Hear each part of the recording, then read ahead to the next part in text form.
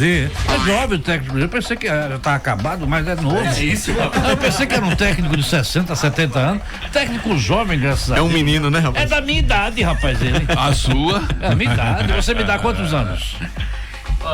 Me dá quantos anos, Vanderlei? Mais ou menos. Você? É. Não, vou lhe dar uns 80. Não faça isso não, que eu já tenho 59. Com Calma 80 aí, vai dar 139.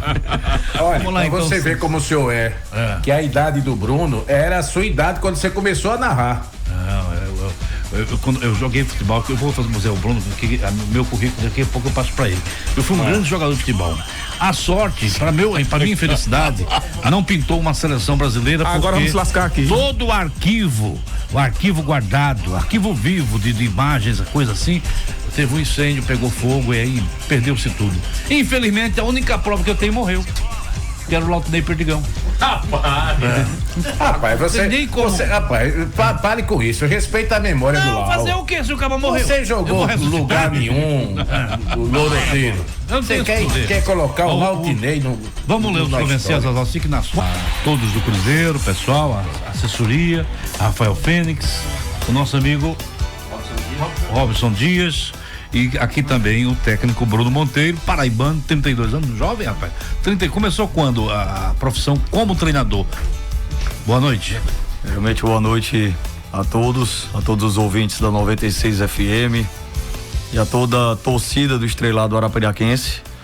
Comecei minha carreira entre 20 e 21 anos, com 16 anos, era atleta de futebol no Botafogo da Paraíba, já tinha feito o processo, estava na verdade fazendo o processo de transição para a categoria profissional, e ali eu fiz o vestibular, passei para o curso de educação física, onde já tinha em mente futuramente, se não desse certo como atleta de futebol profissional, trabalhar como treinador de futebol. Então aos 16 anos eu já tinha em mente futuramente ser treinador de futebol.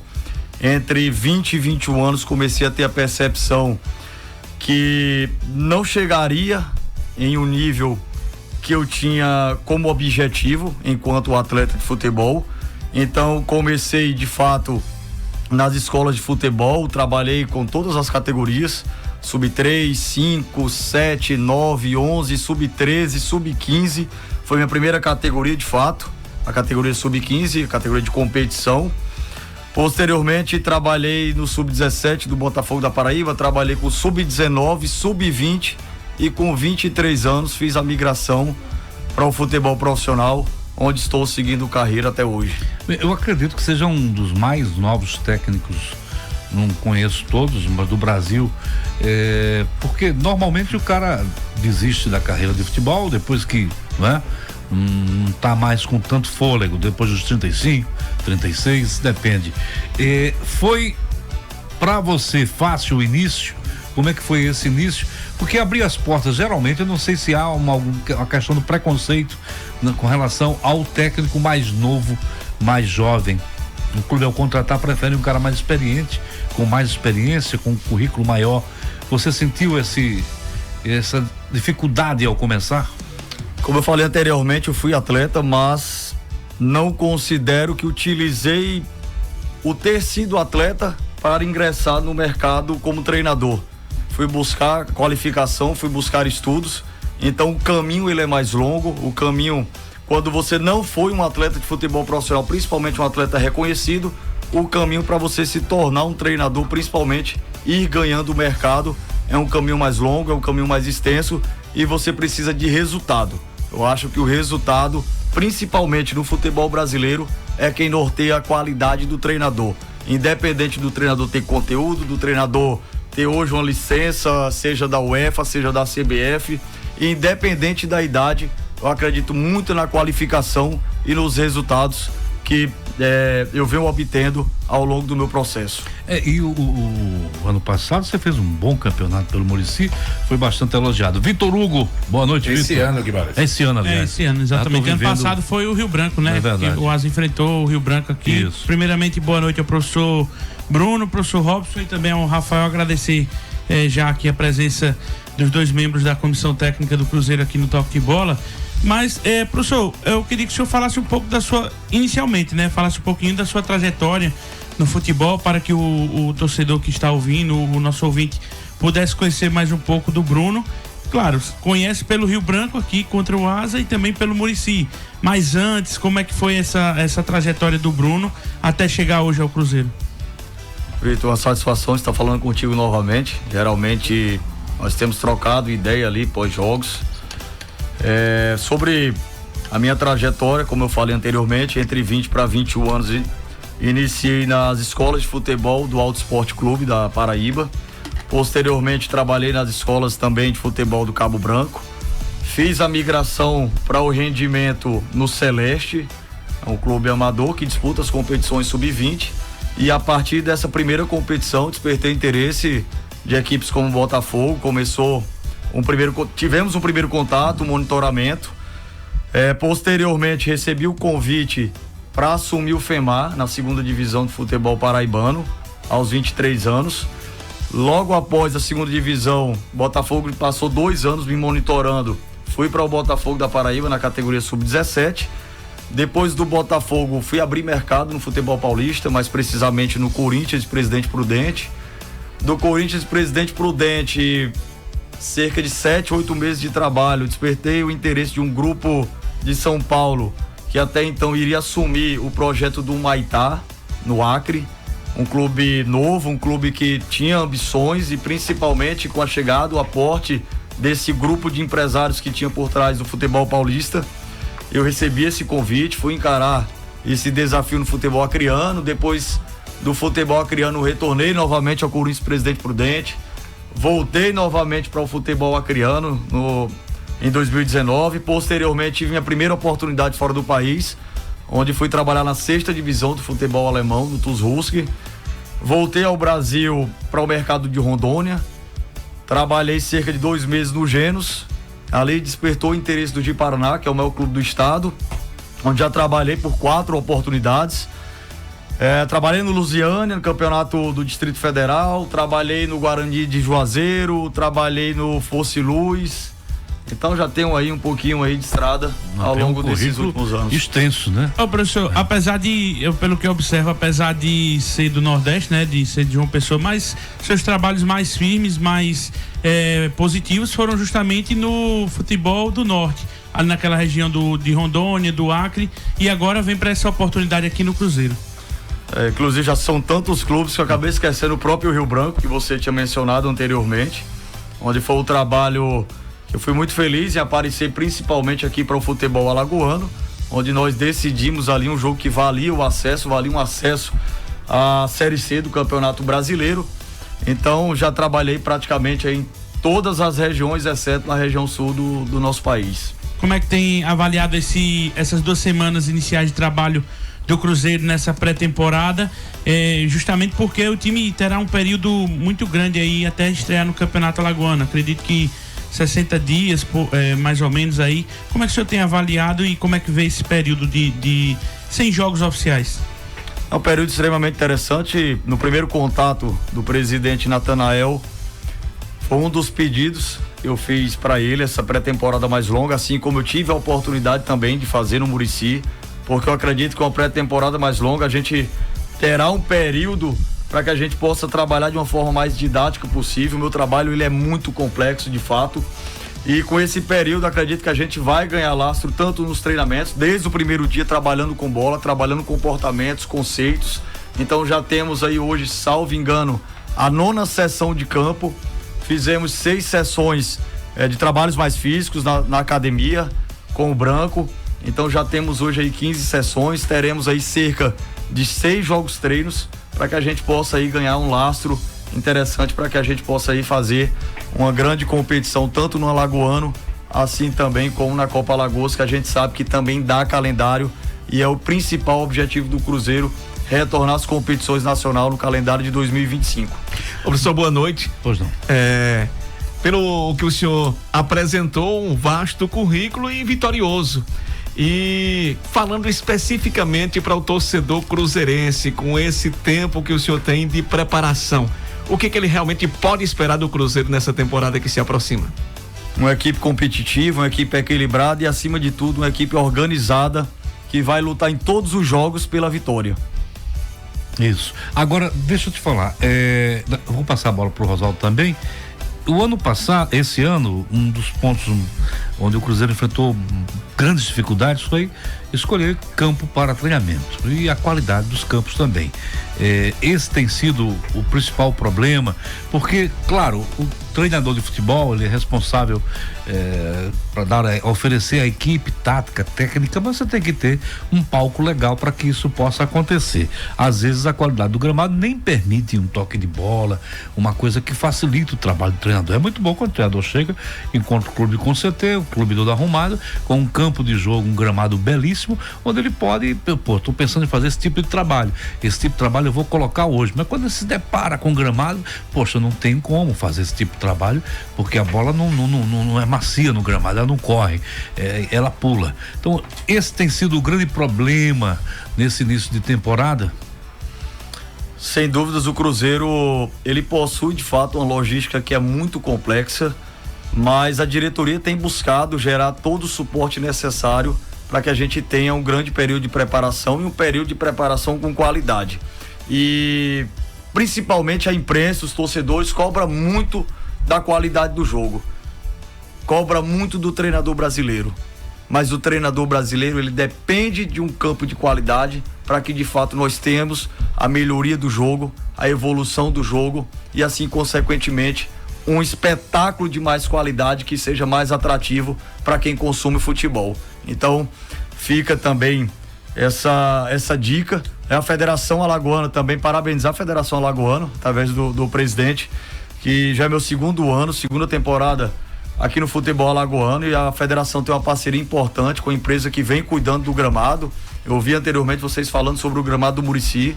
Esse ano foi uma das coisas que a gente buscou, inclusive nesse trabalho no Muricy, ter o maior cuidado possível para que a gente mantivesse sempre o gramado com o máximo possível de qualidade, para que a gente pudesse fazer um jogo dentro daquilo que a gente tinha de proposta, um jogo, na maioria dos jogos, mais propositivo, uma posse de bola curta, saindo, progredindo. Então a gente, para dar qualidade ao jogo, a gente precisa também de um gramado de qualidade. Exatamente. Aliás, o futebol, os campos com um bom gramado, você tem como cobrar. Mas você se depara, o Muricy tem um gramado horrível. Eu não sei agora a federação está fazendo um trabalho muito bom. Eu, no começo do ano eu não fui a Muricy, não sei como é que estava a qualidade do campo do Muricy. Tá bom, muito bom. Tá bom no muito começo bom, do ano, mas assim, parabéns. Porque, gente, é fundamental que você ofereça aos seus jogadores um palco para o espetáculo o melhor possível. Oswaldo Barbosa. Bom, Guimarães, primeiro cumprimentar o Bruno, desejar boa sorte a ele novamente nesse novo desafio no futebol de Alagoas. Eu queria abrir só um parênteses para sair um pouco desse assunto sobre o Cruzeiro, depois eu vou fazer perguntas sobre o Cruzeiro, mas porque eu ouvi atentamente o que o Bruno falou e a trajetória dele para chegar até aqui. E é muito bom a gente conversar com uma pessoa que é do futebol, que é do ramo, mas principalmente que viveu experiências nas categorias de base, como o Bruno falou aí. Eu queria perguntar a você o seguinte, Bruno, recentemente o Leandro Senna esteve aí nessa mesma cadeira que você está sentado, e nós debatemos muito o momento atual do futebol brasileiro, em contrapartida à seleção brasileira. Eu estou perguntando isso a você porque eu também joguei futebol, joguei nas categorias de base, principalmente no CSA, no Vasco, enfim, então eu passei por esse processo. E eu vejo com preocupação o seguinte, é diferente, pelo menos da minha época. Antigamente, os nossos professores, eles tinham uma preocupação muito grande de lapidar o jogador, de extrair o que o jogador tinha de melhor, mas de preparar o jogador principalmente naquilo que ele tinha dificuldade. Hoje em dia você vai assistir um jogo de sub-15, tá lá o professor na beira do gramado, marca, encurta as linhas, baixa as linhas. Isso me preocupa muito e nada acontece por acaso. O futebol brasileiro já não é mais o melhor futebol do mundo por causa também desse trabalho que parou de ser feito nas categorias de base. Hoje em dia é um trabalho de resultado na base e não de formação de atleta e do homem principalmente. Você que trabalhou na base, como é que você vê? Boa noite, Bruno. Boa noite, Oswaldo. Satisfação de falar contigo. Obrigado pela pergunta, uma pergunta extremamente complexa, um tema muito complexo, mas extremamente também pertinente. Eu penso que Ainda esses dias, inclusive, estivemos conversando, né, Robson, sobre esse tema. O tema do futebol brasileiro, acho que ele passa muito hoje pelo desenvolvimento da nossa categoria de formação. E quando você fala esses termos, principalmente tudo começou com o Brasil praticamente tendo a hegemonia do futebol mundial. Então as equipes europeias, elas buscavam alguma forma, alguma estratégia para poder nos enfrentar. E o que os europeus fizeram? Começaram a achar táticas para que, através das táticas e estratégias, pudesse equiparar, igualar o jogo e de alguma forma tentar vencer, tentar ter sobreposição sobre o futebol brasileiro, que até então tinha o melhor futebol mundial, muito por conta das qualidades individuais, como você mencionou, oriundas do futebol de rua. Mas aí é um tema extremamente complexo. As cidades começaram a ter uma evolução, os campos começaram a diminuir, começaram a ter processos mais sistematizados, o futebol brasileiro foi ficando para trás, e quando o futebol brasileiro se deu conta, começou a trazer muito daquilo que era disseminado no futebol europeu, só que esse processo, ele de fato foi mal interpretado e ainda hoje é mal interpretado no futebol brasileiro. Então, assim, eu tenho acesso a alguns conteúdos.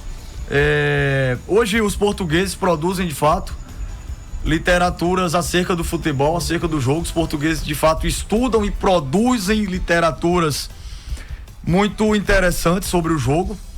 E eu tive acesso às minhas bases de estudos, praticamente, são todas de Portugal. Eu tive acesso a alguns conteúdos e eu tenho uma percepção que o trabalho, a cópia, na verdade, a cópia que trouxeram para o futebol brasileiro foi uma cópia totalmente equivocada daquilo que é trabalhado dentro do futebol europeu. Nessas camadas, principalmente mais jovens, o europeu trabalha e muito a tomada de decisão, mas trabalha também a parte técnica do atleta e não somente a tática, enrijecendo o processo e robotizando o processo.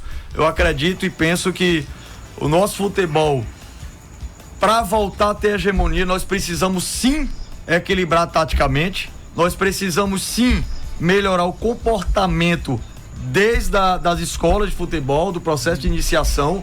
Eu acredito que o atleta ele tem que sim ter esse desenvolvimento de comportamento tático, mas a gente não pode perder a nossa essência, que é a técnica. Concordo. Nós precisamos continuar sim nessas categorias de iniciação, trabalhar a técnica do atleta, mas não somente a técnica pela técnica, trabalhar a tomada de decisão para que nós possamos formar jogadores melhores.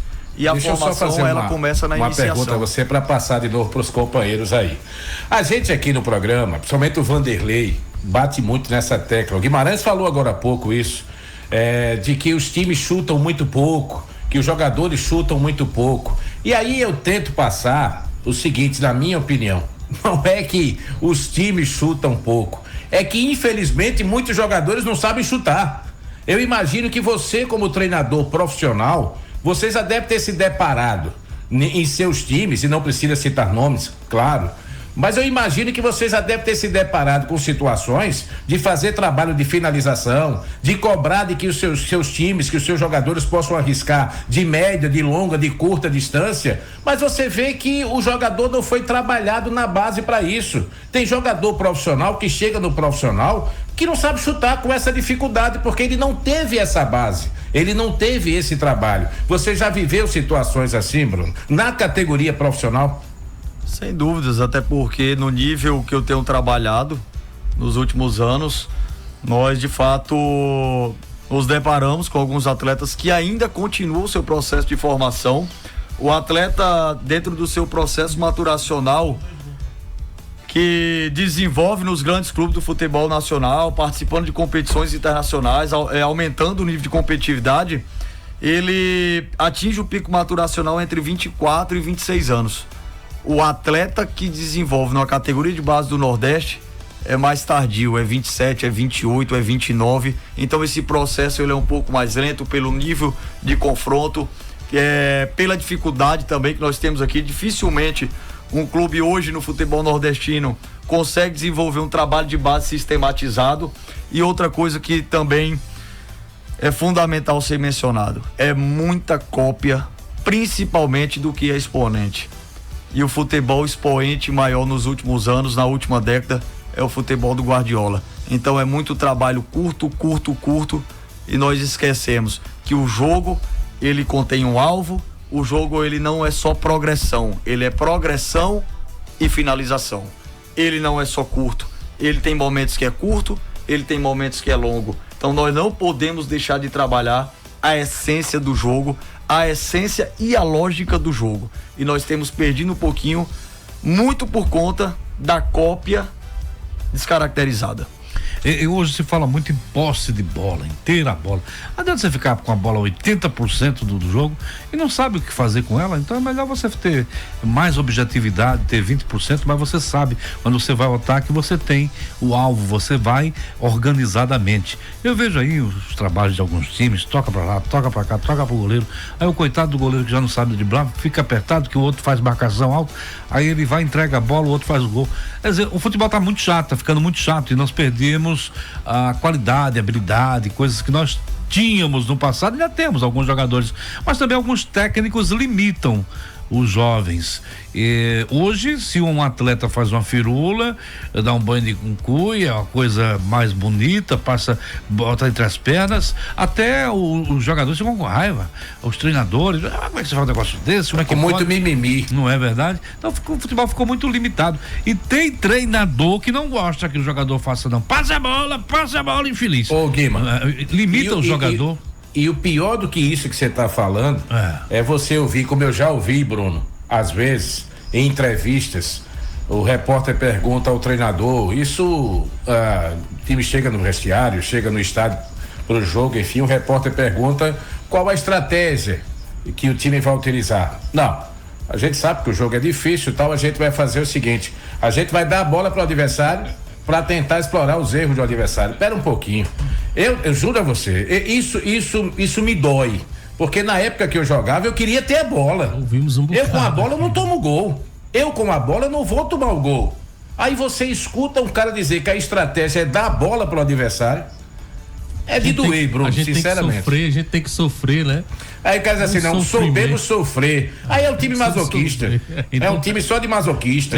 O cara quer entrar pra sofrer. Não, eu quero entrar pra jogar, meu irmão. Eu quero ter a bola. Agora, a bola, como o Bruno falou, com objetividade. Não adianta também eu ter a bola tocando só pros lados, aí o cara vai ver lá. Tem muita gente, eu respeito. O cara tá comentando o jogo lá, você tá assistindo um jogo de futebol hoje, o cara toda hora tá no instante. Fulano tem 80% de posse de bola, fulano tem 20%. Você vai olhar o placar, o cara que tá com 20 tá ganhando de 2-0. Pois é. Quer dizer, uma posse de bola sem objetividade, que ele acabou de explicar aqui, o Bruno. Então temos dois temas abordados.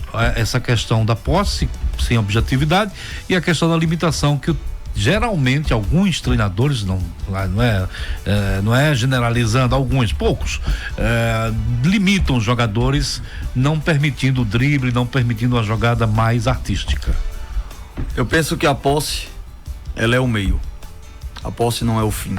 A posse, ela tem que ser utilizada como meio de manipulação para que a equipe consiga progressão, consiga sobreposição sobre a organização defensiva do adversário, mas com objetividade e principalmente o jogo é do jogador.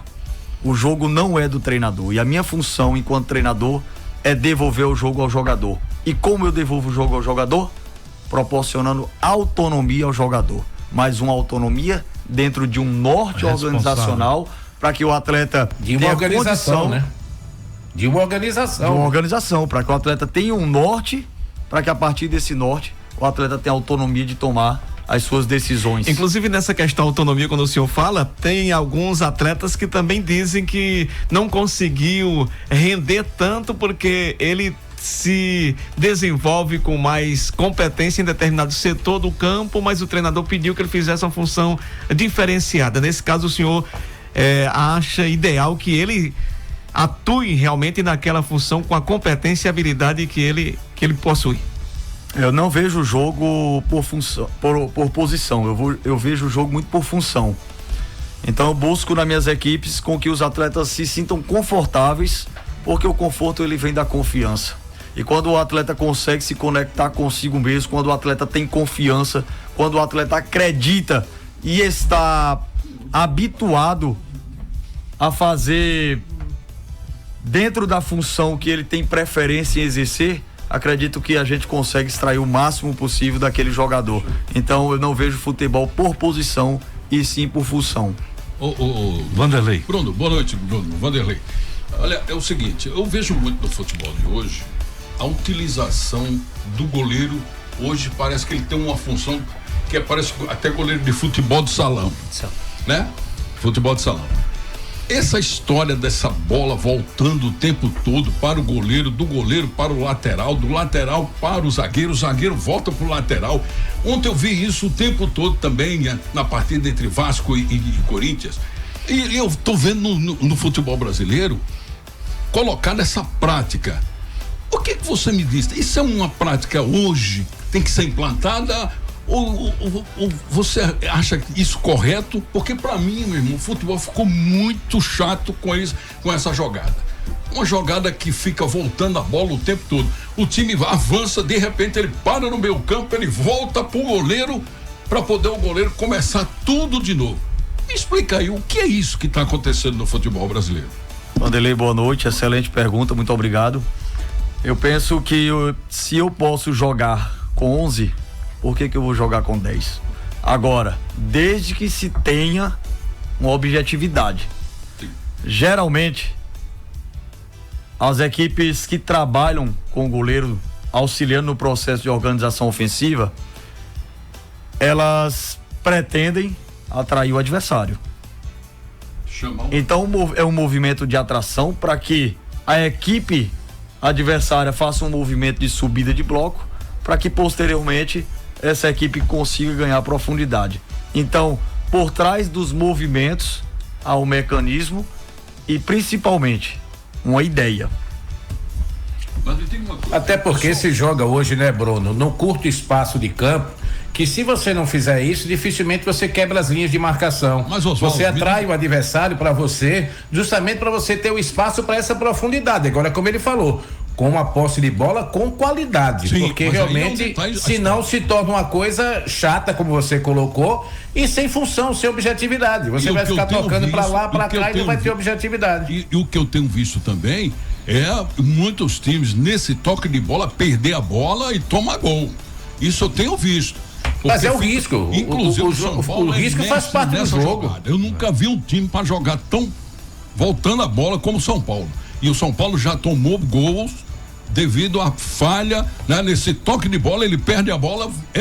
É uma coisa muito perigosa. É um jogo perigosíssimo, mas como é uma tática empregada no futebol, a gente vai ter que assistir isso aí. Mas, Vanderlei, o futebol em si, ele é um jogo de risco. Não, se você parar para analisar o futebol de uma forma mais contundente, o futebol ele é um jogo de risco, independente da zona ou da movimentação, é um jogo de risco. É um risco treinado, um risco calculado. Agora sim, eu penso que o risco treinado e o risco calculado, por trás de tudo isso tem que existir uma intenção.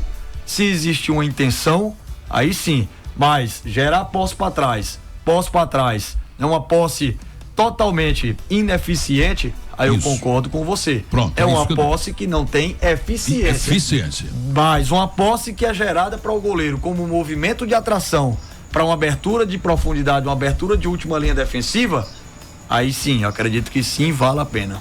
Agora você tá vendo, Vanderlei, que futebol dá tanto trabalho, ser técnico de futebol dá tanto trabalho. E eu fui convidado certa vez e não aceitei, preferi ficar aqui no meu cantinho, preferi ser a pedra do que a vidraça, porque eu tava olhando aqui o seguinte, o Bruno tinha muito mais cabelo o ano passado como técnico do Rio Branco e esse ano como técnico do Muricy, viu? Pra você ver, Vanderlei, como treinador de futebol tem uma vida difícil, Vanderlei. Agora, porque na minha época não era assim não, na época que eu assisti muitas partidas, vi jogar, eu também joguei. Olha, não era, a bola era sempre pra frente, meu irmão. A gente batia ela pro gol, era pra atacar. O negócio é atacar, não tem negócio de estar com bola para trás, para lá. O negócio é atacar, é colocar o adversário no campo dele, é pressioná-lo, é chegar em cima, fazer gol. O negócio é fazer gol. Você só ganha a partida se você fizer gol. Mas hoje não, é um toque de bola enjoado que eu vou te contar, meu irmão. Oswaldo, futebol, infelizmente, nós vivenciamos uma cultura extremamente resultadista e reducionista, onde somente o vencedor é bom e quem perdeu não presta, não tem qualidade. E não é assim que funciona. O futebol, ele é um esporte. Eu já perdi, eu já ganhei, eu já perdi e também já empatei. E nem por isso eu desisti de estar trabalhando com futebol. Então nós temos que ter a consciência que o jogo, ele é extremamente imprevisível. O jogo de futebol, ele é caótico, ele é imprevisível e nem sempre a melhor equipe ganha. Então, por isso, o futebol, ele é extremamente apaixonante. Professor, hoje o time está treinando, está trabalhando. O campeonato começa dia 20 de janeiro, uma competição curta e até ingrata, porque você prepara 2 meses um time de futebol para jogar 7 partidas e você ainda tem que, em meio a tudo isso, uma outra competição. Você joga quarta, joga domingo, quarta, domingo e tem que ter resultado nas 2 competições, porque as 2 são importantes. O elenco já está formado, já está todo mundo contratado, vai analisar ainda, algum amistoso será feito, qual é a pretensão do técnico Bruno Monteiro com relação a essa fase de preparação do Cruzeiro?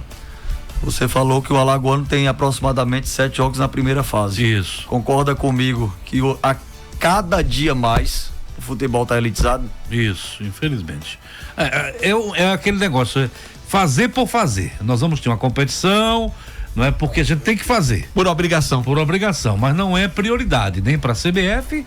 As federações acatam tudo que a CBF coloca, né? Então, vocês vão disputar um campeonato curtíssimo. Quem quiser que se lasque pra lá depois, não é verdade? Quem quiser que arrume lavado de roupa.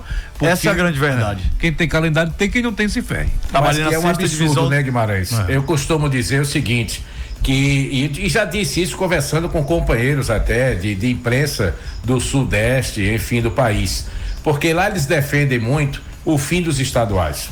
Eu sou extremamente contra o fim dos estaduais. E eu já disse, certa vez conversando com 2, 3, eu dizia o seguinte: olha, a gente não pode tratar o futebol brasileiro como se trata o futebol europeu. Nós somos um país continental.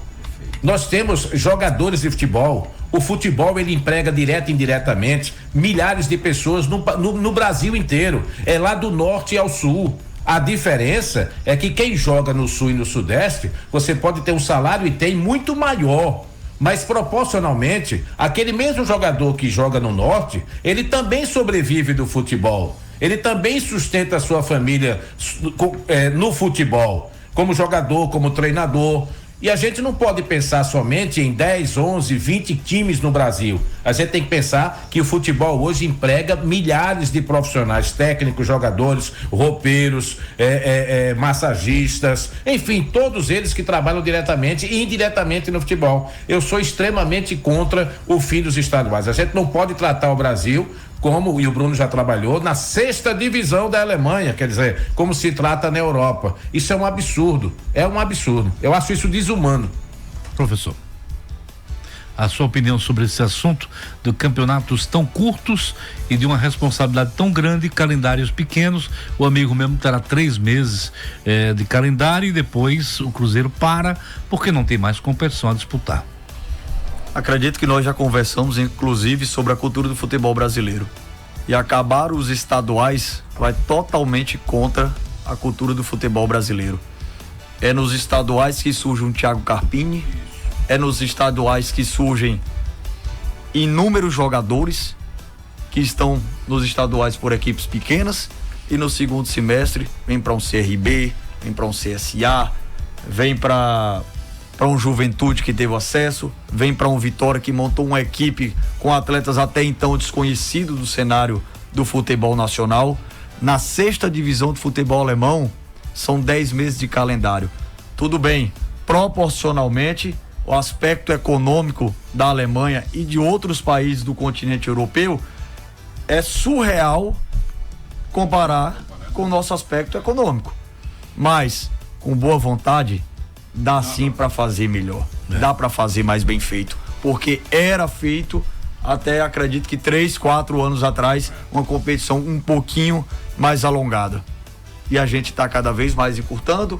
A cada ano a CBF encurta, até infelizmente a gente chegar ao fim dos campeonatos estaduais, e isso vai totalmente contra a cultura do futebol brasileiro.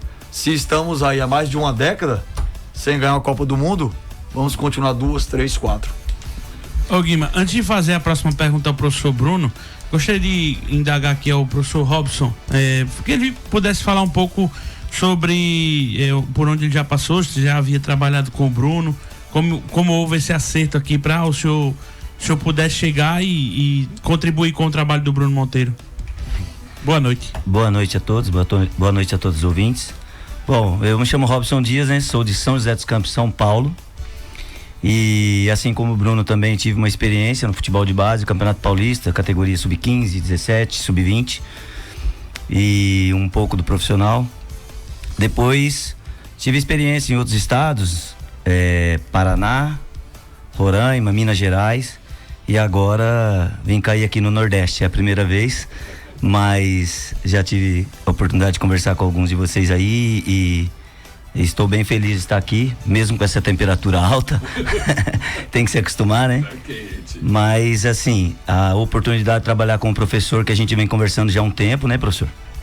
Tivemos uma relação aí, conversando por telefone, essas coisas, um monitorando o outro. Eu acompanho a carreira do Bruno já tem um tempo e fico surpreso, né, pela idade dele e ter tanto conhecimento e ter tanta capacidade de conhecimento do futebol e gerir o futebol como ele está gerindo.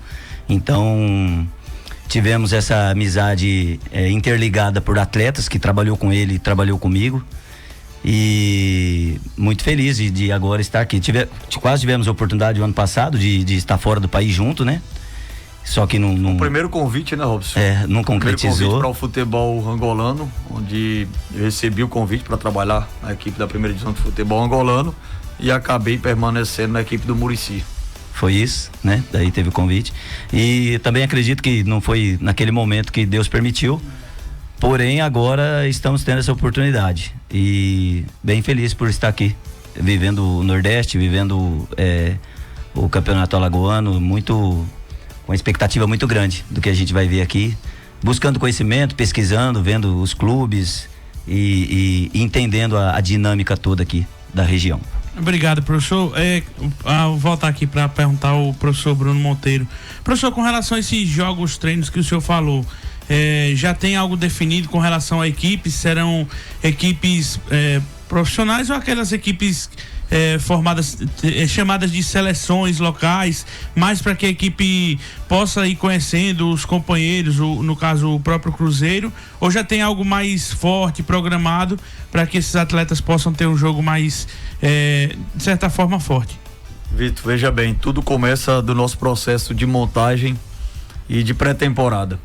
Nós temos uma pré-temporada de fato alongada, uma pré-temporada anormal hoje para o nosso calendário congestionado do futebol brasileiro, e nós temos buscado nas nossas diretrizes de montagem do Cruzeiro para 2024 atletas que estejam performando, que estejam com minutagem alta, atletas que tenham o DNA de campeão, atletas vencedores por onde passaram, mas de fato também nós estamos tendo um pouco mais de dificuldade.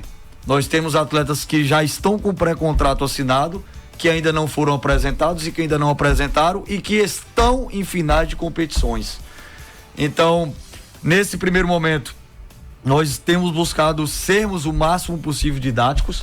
Os 2 primeiros jogos treinos serão contra equipes amadoras e posteriormente teremos 4 jogos treinos contra equipes profissionais, que é quando de fato nós teremos um grupo mais robusto para que a gente possa ter parâmetros melhores em relação ao elenco que nós montamos para a temporada de 2024.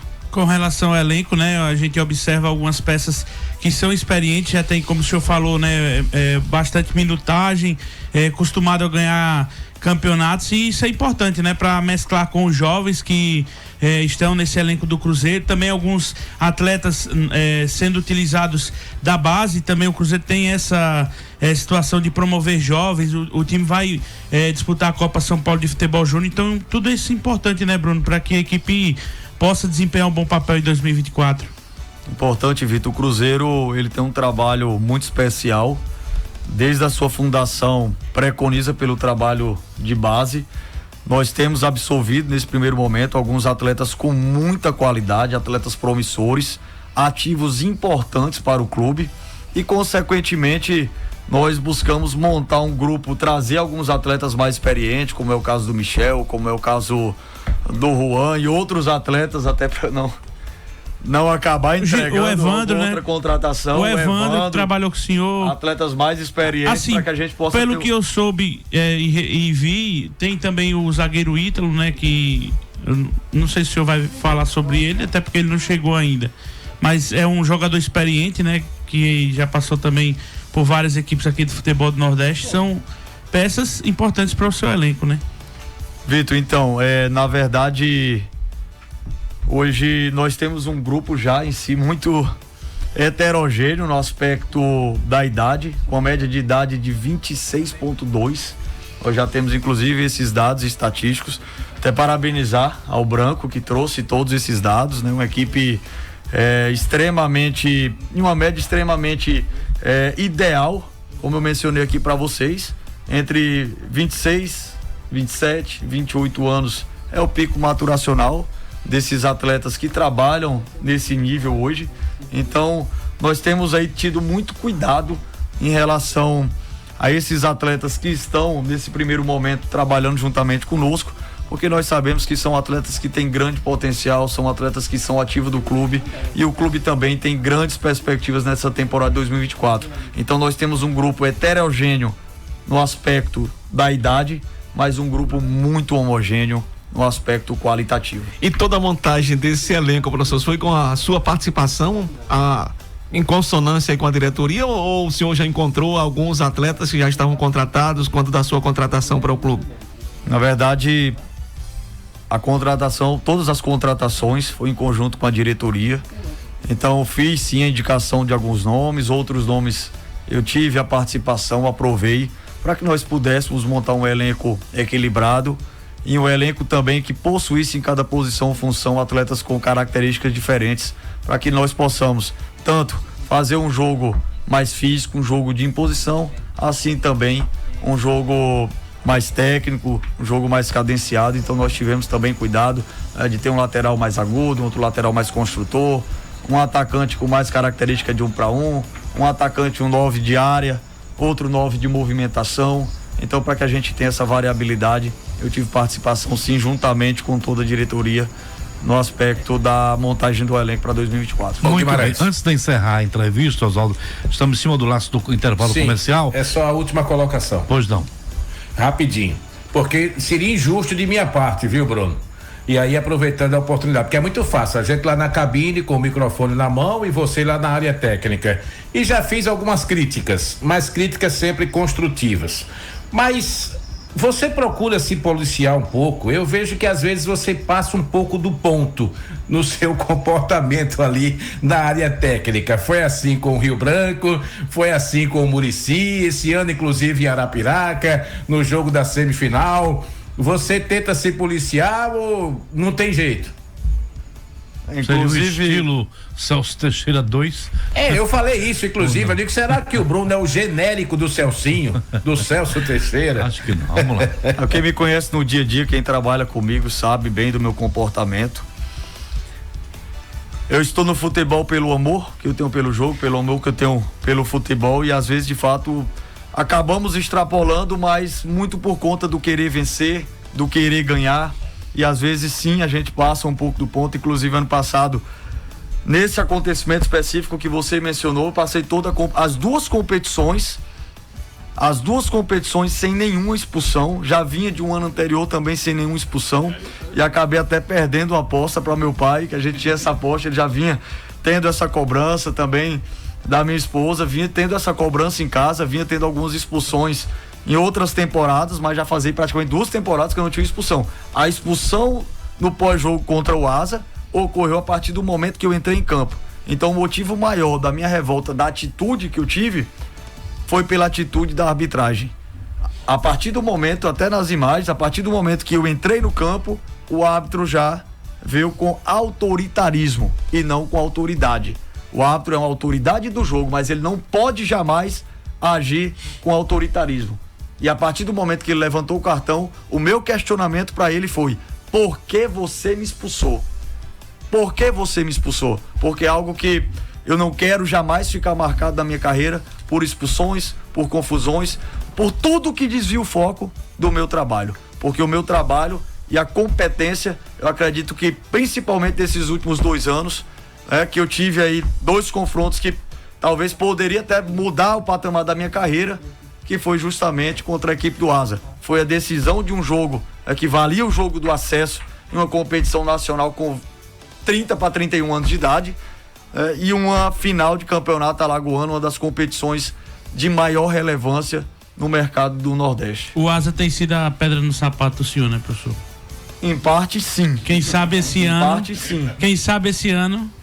Mas com orçamentos menores, nós temos conseguido fazer jogos extremamente competitivos e equilibrados. A diferença até agora foi de 1 gol.